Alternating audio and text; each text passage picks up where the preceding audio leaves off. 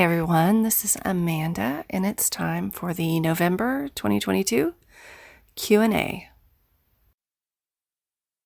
So our first question from Visual Thinker, can you please ask your counsel/guides about how the human romantic relationships are evolving?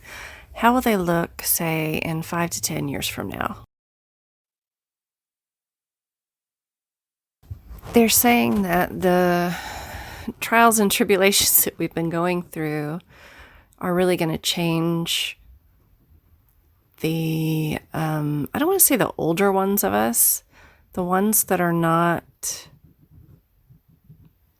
as aware of what's going on. They're really going to go through some self-transformation.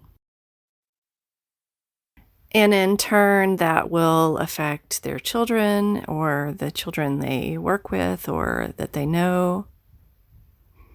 Not just children, the teens, the younger generations.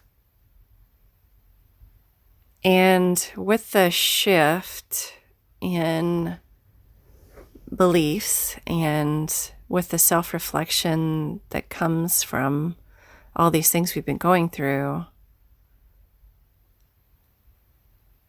the older, the less awakened will become more open, let's say. And so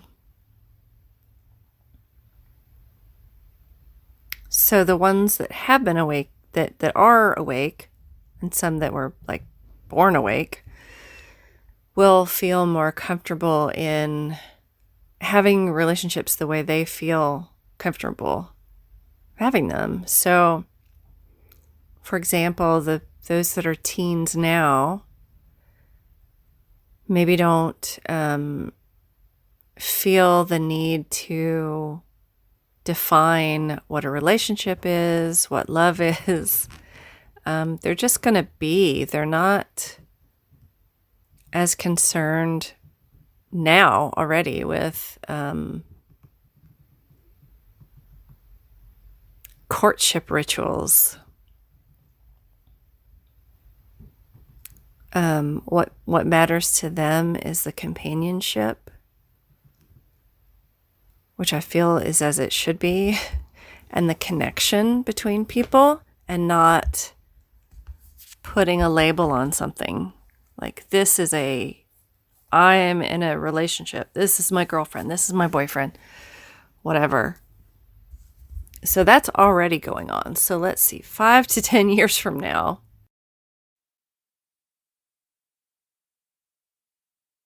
I feel like it's more, the collective has more of a connectedness to it, so that there's not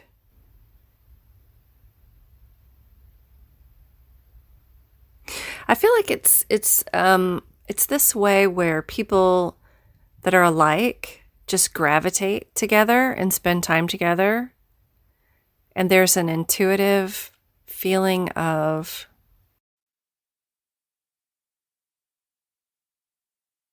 I know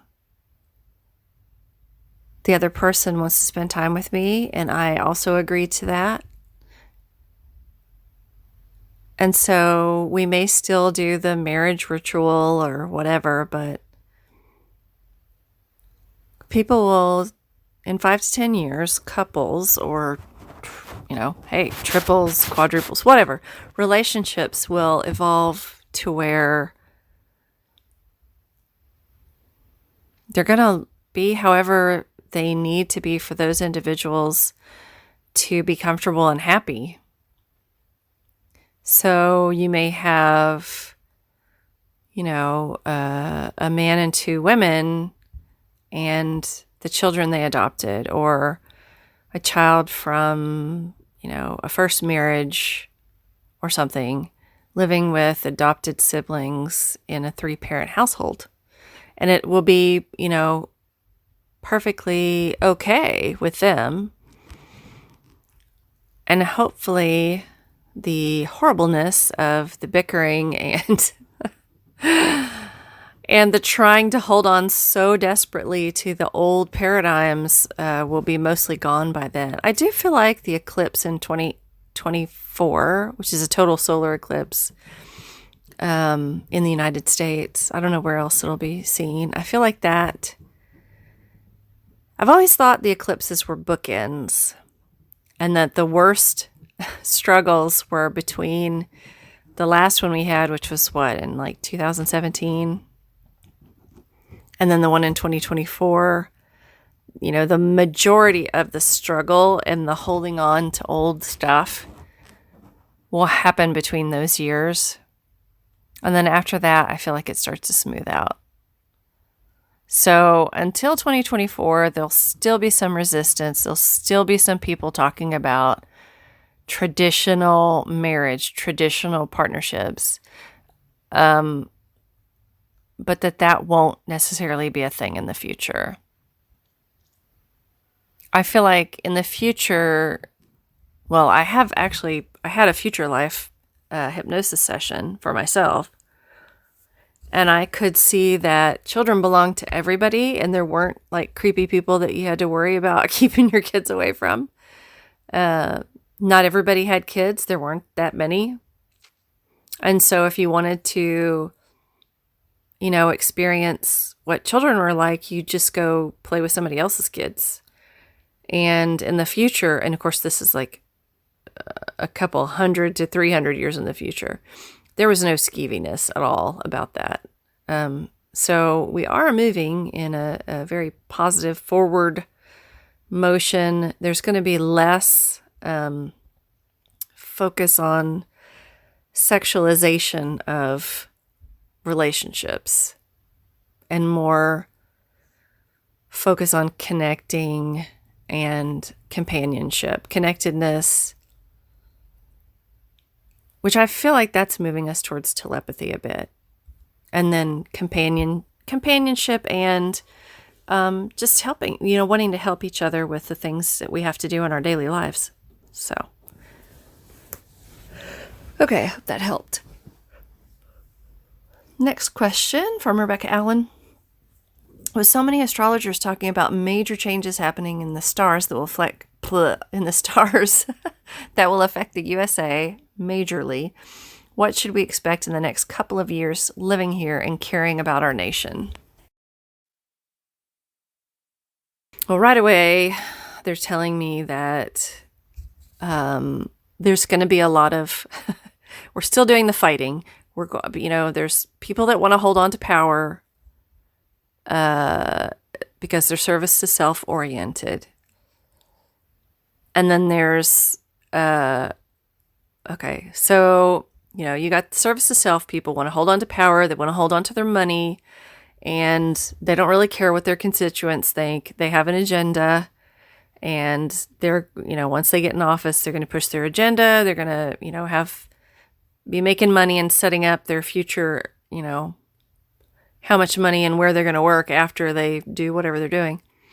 And then you've got some that are also pretending to be for the people and helping people and being very community focused, and we want everybody to be equal, but they're not really like that because they've lived their whole lives not being that.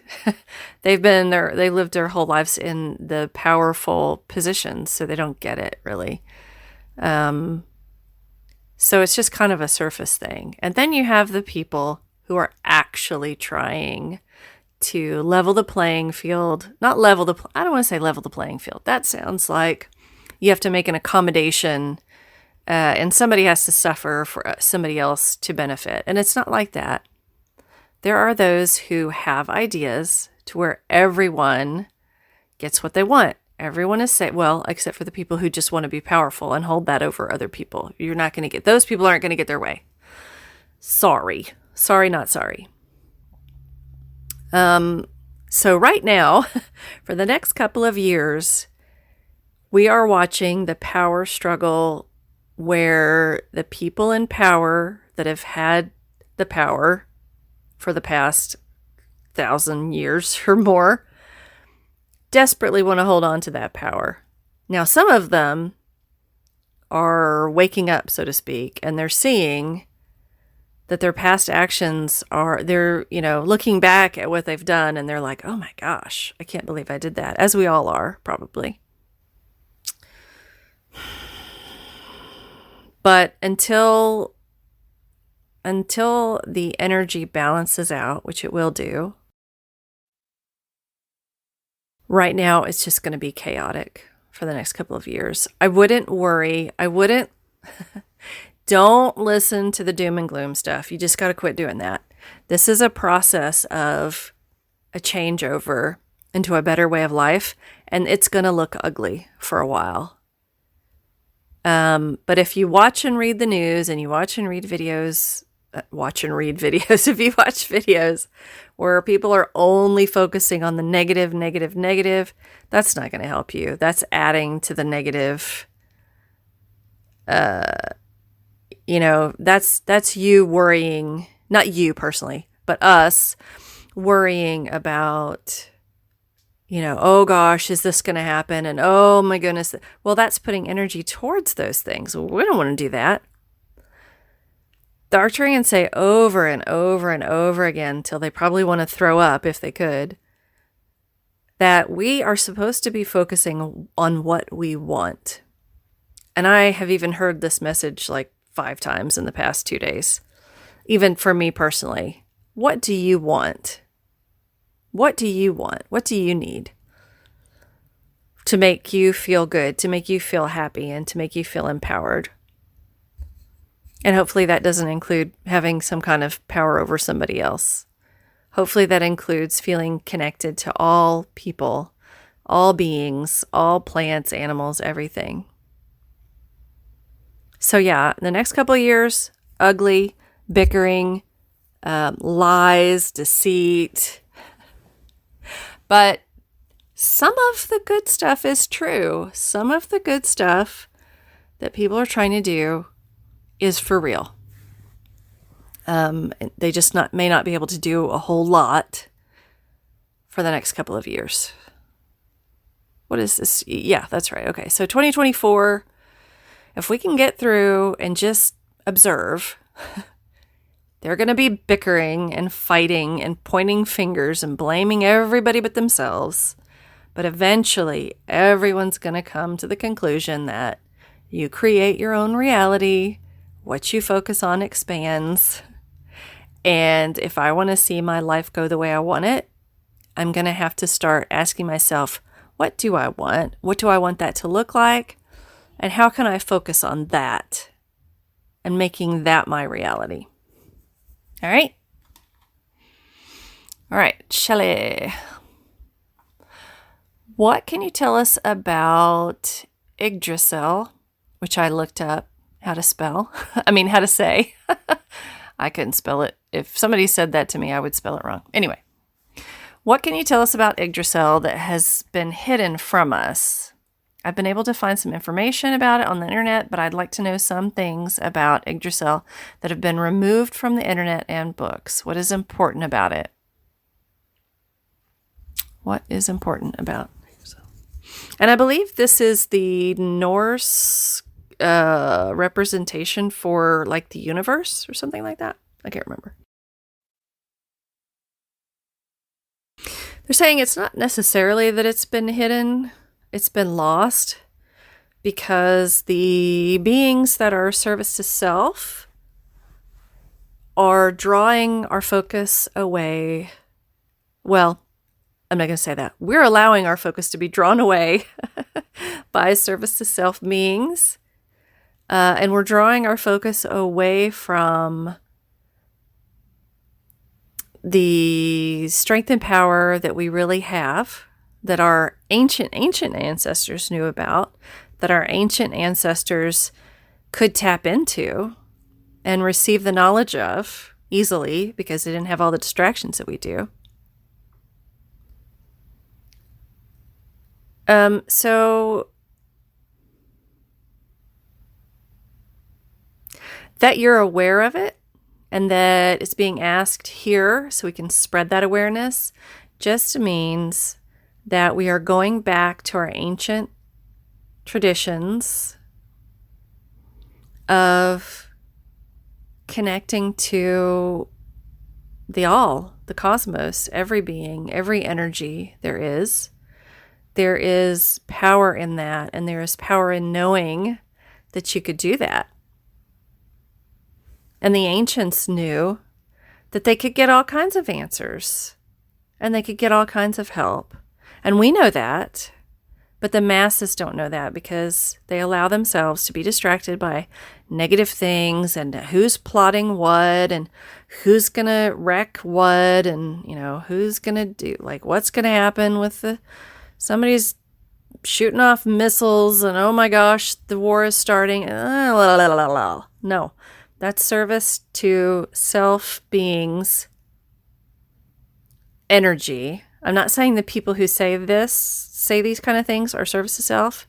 They aren't necessarily. But the energy of service to self beings is on the planet. And we can allow it to distract us. Or we can say, I'm just going to observe that and say, I know what that is. That's the service to self energy. And I need to ask myself, what is it that I want? Do I want to connect to this ancient wisdom? Yes, I do. Okay.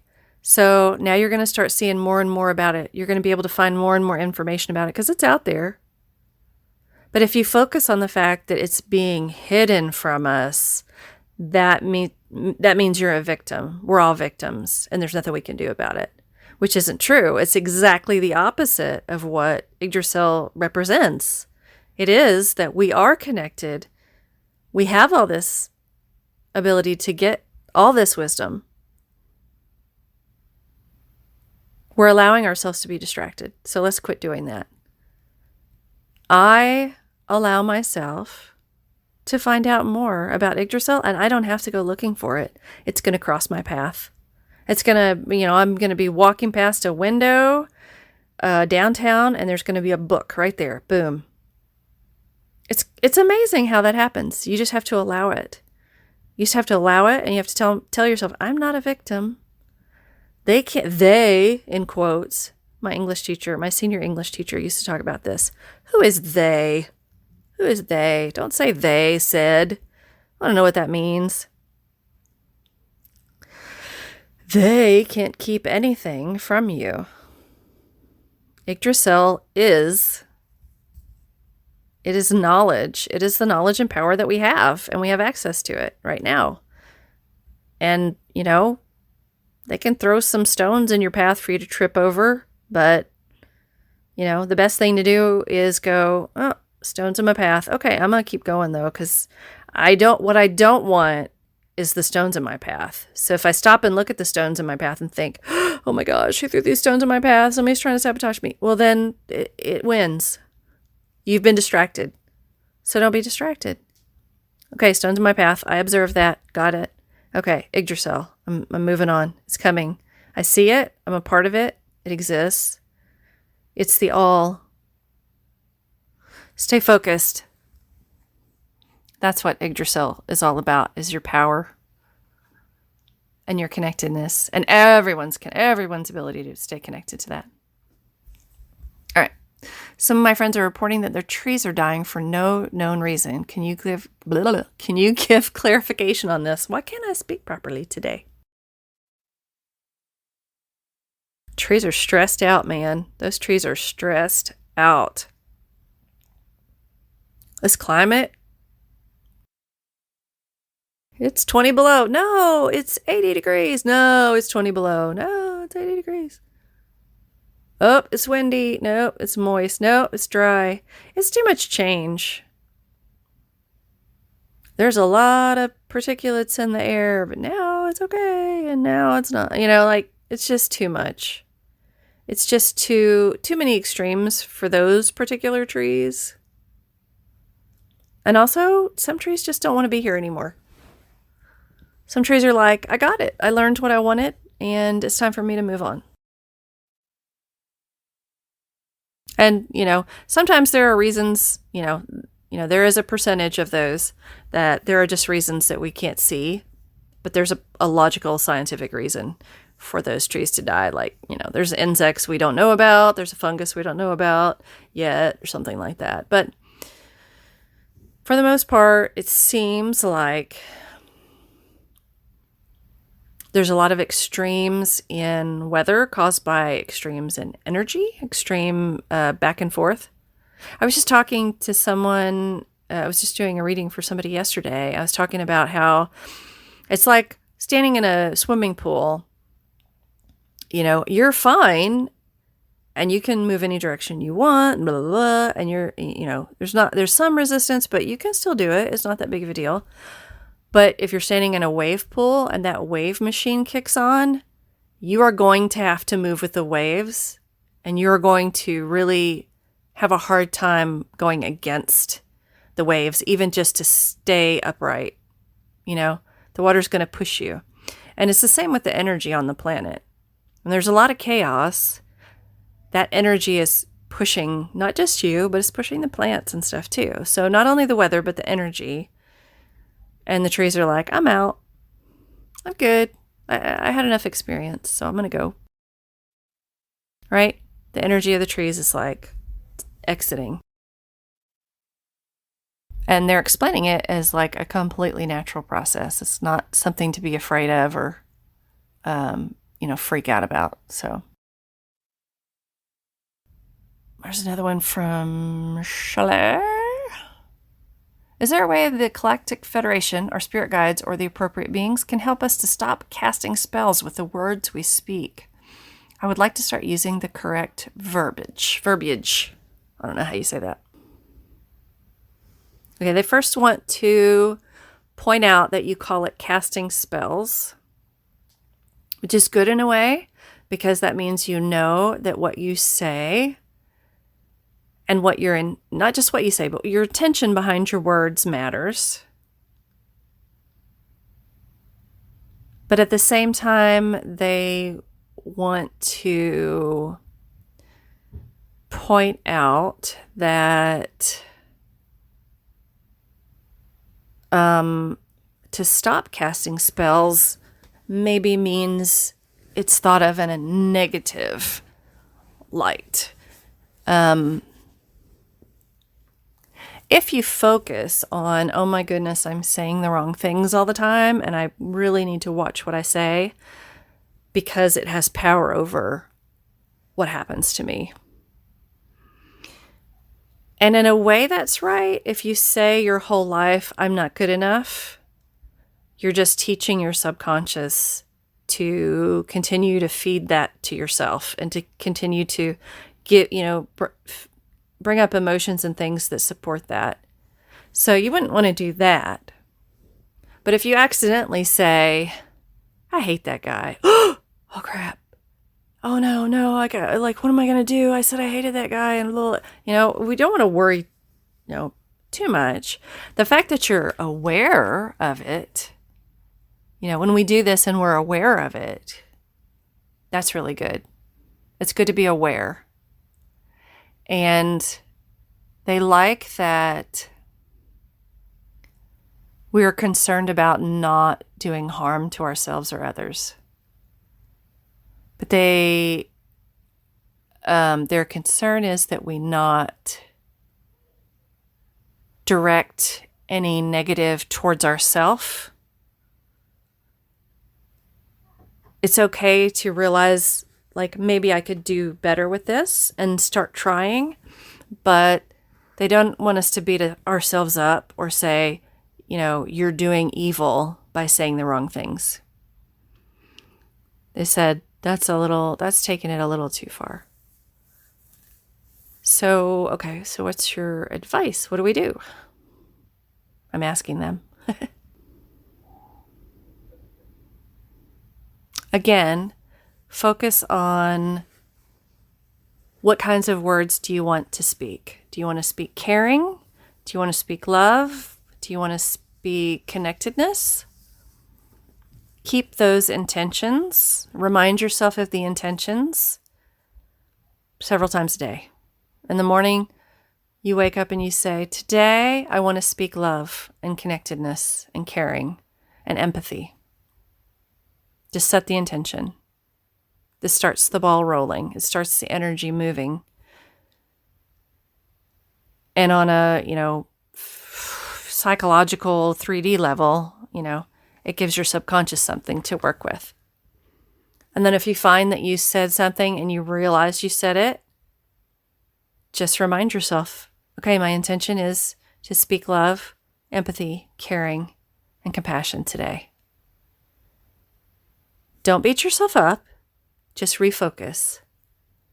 Because as I said, and as they keep saying, our job, our purpose is to focus on what we want to bring to the world, not what we don't want. And when we beat ourselves up, that doesn't help anybody. It adds to a negative energy of the planet, which is 100% we don't want that. Okay? And then again at night before you go to sleep, I did well with my intention to speak kindness and love and empathy and connectedness today. Okay? And that helps. And after a while, it'll just be second nature. That kind of, those words come out of your mouth and you don't even have to think about it. All right, one more real quick. There is something called the EE system. And Rebecca Rice wants to know, is this good for us? Should we spread the word? Is it not so much? Does it do anything? Does it not do anything? Give us some info about the EE system. It's kind of like, it's kind of advertised as like a medbed, but they're very careful to say it does not heal you. You heal yourself. Like, I feel like they really emphasize the legal disclaimer. So, and they don't really, like the video that I saw, it didn't really, I guess she did explain how it worked, but it was in such scientific terms that I have no idea what she said. So, it seems really cool. It seems to help a lot of people. And I considered, starting my own healing center. So let's find out what they have to say about that. Okay, they're saying we have our own healing center. It's called our heart chakra. If we learn how to use it, we can create our own toroidal fields around ourselves and use it to heal ourselves. However, sometimes we like to have things outside of ourselves that represent healing and our ability for our own bodies to heal themselves and our minds as well. So if it takes this system and sitting in a room with this system to allow yourself to believe that you can be healed, it is a positive thing. Just like crystals, just like, the St. Christopher medallion or, like a cross, an ankh, any of that. Holy water. I wish I knew some examples from like tribal cultures. A healing stick. I don't know if those exist. A hat that you put on your head and it heals you. We have the innate ability to heal. I think that's part of what they were saying. Like, we have the ability to heal ourselves. We need not a conduit, but we need, kind of. You can look at it as a conduit to allow the energy of the idea to permeate through us. But it's not just a placebo effect. It is like we do have that power to heal ourselves. And I do feel like maybe this system does give that a little boost in the physical. Because there is something to frequency, vibration, sound, color. So I think it does amplify our own abilities. But you really have to go in there with a willingness to allow that to heal, to allow yourself to heal. Whether you have that little voice in your head saying, I don't know if I believe this, but okay, I'll go.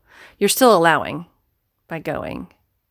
So yes, it does help, but you can also do it yourself. But they also know that we don't have a whole lot of discipline as far as sitting down and visualizing and allowing ourselves to believe that we can actually heal. So I'm asking, like, is this something that we should promote? Does it work better than something else, maybe? They say we should promote things that are available to the masses, that aren't just available to those who have a lot of money or power. And I think these sessions are pretty cheap in the places they have them. So I'd say it's, pretty good. It's worth circulating and spreading, I think. All right, that's all for this month. If you have any questions, there'll be another call for questions up December 1st, hopefully. I should go do that now. All right, have a lovely Thanksgiving to my friends in the States. Be safe, stay warm, and I'll see you next month. Much love.